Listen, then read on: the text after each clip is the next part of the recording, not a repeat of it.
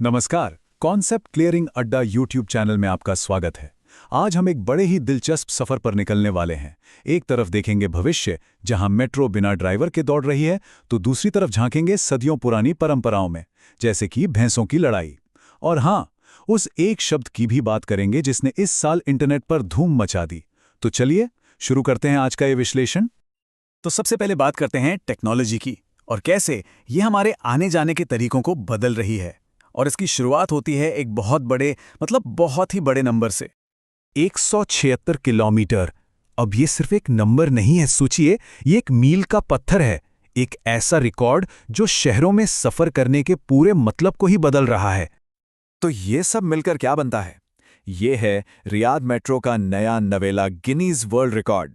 जी हाँ, ये सऊदी अरब की राजधानी में हो रही एक जबरदस्त ट्रांसपोर्टेशन क्रांति का सीधा सीधा सबूत है। लेकिन बात सिर्फ लंबाई की नहीं है। जो चीज़ इसे सच में खास बनाती है वो ये है कि ये पूरा का पूरा नेटवर्क ड्राइवरलेस है। मतलब कोई ड्राइवर नहीं। सोचिए, ये पब्लिक ट्रांसपोर्ट में ऑटोमेशन की एक कितनी बड़ी छलांग है। ये हमें सीधे सीधे भविष्य की एक झलक दिखा रहा है। तो एक तरफ तो टेक्नोलॉजी इंसानी दुनिया को बदल रही है, और दूसरी तरफ विज्ञान है जो हमें हमारे अपने ग्रह की नब्ज को, मतलब हमारी प्रकृति को और बेहतर ढंग से समझने में मदद कर रहा है। और इसी सिलसिले में भारत एक बहुत बड़ा कदम उठाने जा रहा है। अंडमान और निकोबार में देश का पहला national coral reef research centre खुलने वाला है। ये हमारे समुद्री पर्यावरण को बचाने के लिए एक मील का पत्थर साबित होगा, क्योंकि ये भारत का पहला ऐसा डेडिकेटेड इंस्टीट्यूट होगा। और हमारे महासागरों की सेहत के लिए कितना जरूरी है, ये तो हम सब जानते ही हैं। तो सवाल उठता है कि आखिर कोरल रीफ्स को समुद्र का वर्षावन या रेन फॉरेस्ट ऑफ द सी क्यों कहा जाता है? इसका जवाब छिपा है उनकी कमाल की बायोडायवर्सिटी में। ये सिर्फ खूबसूरत दिखने वाली चट्टानें नहीं है भाई, ये तो अपने आप में एक जीती जागती दुनिया है। असल में कोरल पॉलिप्स नाम के नन्हे नन्हे जीव इन्हें बनाते हैं। ये कैल्शियम कार्बोनेट निकालते हैं, जिससे ये ढांचा बनता है, और फिर ये जगह हजारों लाखों समुद्री जीवों के लिए घर बन जाती है, एक नर्सरी की तरह। कहा जाए तो ये सचमुच समुद्र में जीवन की बुनियाद हैं। अब पर्यावरण की बात हो रही है तो एक और जरूरी दिन पर ध्यान देना होगा। 2 दिसंबर नेशनल पॉल्यूशन कंट्रोल डे। पर यह दिन सिर्फ प्रदूषण पर जागरूकता के लिए नहीं है। इसके पीछे एक बहुत दर्दनाक वजह है। यह दिन याद दिलाता है 1984 की भोपाल गैस त्रासदी की, जिसमें हजारों लोगों ने अपनी जान गंवाई थी। ये एक तरह से एक स्मारक है जो हमें हमेशा याद दिलाता है कि इंडस्ट्रियल सेफ्टी कितनी ज्यादा जरूरी है। तो पर्यावरण की सुरक्षा तो जरूरी है ही, पर उतनी ही जरूरी है हमारे देश की सुरक्षा। तो चलिए अब अपना फोकस शिफ्ट करते हैं उन लोगों और स्ट्रैटेजीज पर जो हमारी सीमाओं की हिफाजत करते हैं। यहां स्क्रीन पर भारत के कुछ अहम जॉइंट मिलिट्री एक्सरसाइजेस की एक झलक है। चाहे वो मालदीव के साथ एक्यूवेरिन हो, जापान के साथ धर्म गार्जियन, या फिर इजिप्ट के साथ साइक्लोन। ये अभ्यास सिर्फ दिखावे के लिए नहीं होते, ये दुनिया भर में हमारे स्ट्रैटेजिक रिश्तों को मजबूत करते हैं और साथ ही हमारी डिफेंस ताकत को भी बढ़ाते हैं। और लीडरशिप में भी कुछ बड़े बदलाव हुए हैं। प्रवीण कुमार जी को बीएसएफ का नया डायरेक्टर जनरल बनाया गया है, और विवेक चतुर्वेदी जी ने सीबीआईसी के नए चेयरमैन का पद संभाला है। अब बीएसएफ और सीबीआईसी जैसी अहम एजेंसीज में ये जो नई अपॉइंटमेंट्स हैं, ये देश की सुरक्षा और फाइनेंशियल सिस्टम में एक नई दिशा की ओर इशारा करती हैं। अच्छा, तो सुरक्षा और अपॉइंटमेंट से आगे बढ़ते हैं।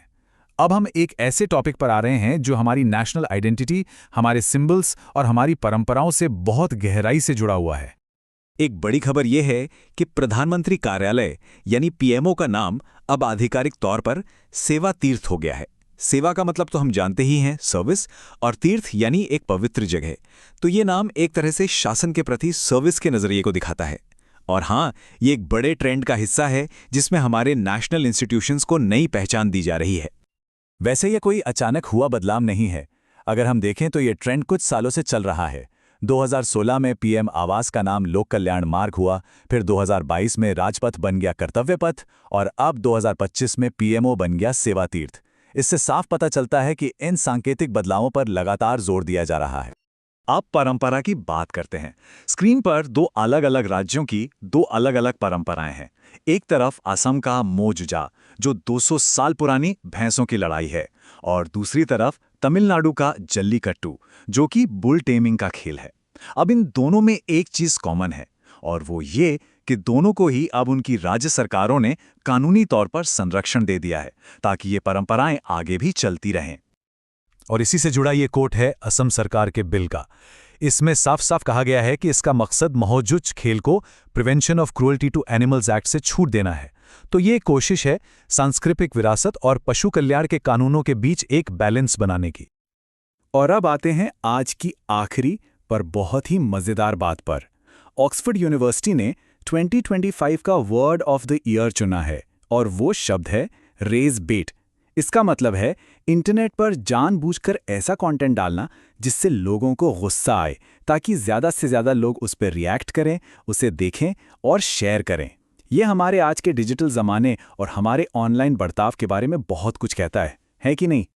तो ड्राइवरलेस मेट्रो की टेक्नोलॉजी से लेकर सदियों पुरानी परंपराओं को बचाने तक आज हमने कई तरह के बदलाव देखे, और ये सब हमें एक सवाल पर लाकर छोड़ देता है कि इस तेजी से बदलती दुनिया में कौन सी बातें, कौन से आइडियाज़ हैं जिन पर हमें सच में ध्यान देना चाहिए।